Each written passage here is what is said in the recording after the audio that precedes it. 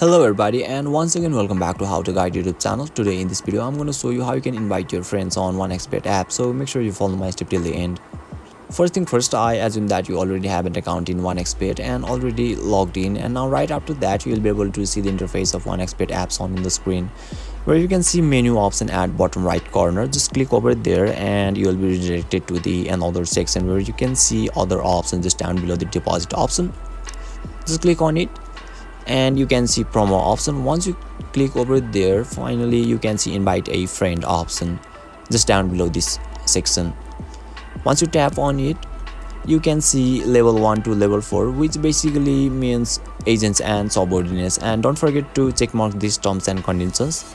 And finally click on take part, and you need to complete few more formalities and you will receive a link which you need to send to your friends, and you will be able to invite your friends successfully. So basically this is how you can invite your friends on OneXBet app, and if you still encounter any issue during this process, feel free to leave a comment and I'll be happy to assist you. If you found this video helpful, please give it a thumbs up, and if you are new to this channel, make sure to hit the subscribe button and set the bell icon to on so that you can stay updated with our latest content. Thank you for watching, and I'll see you next time.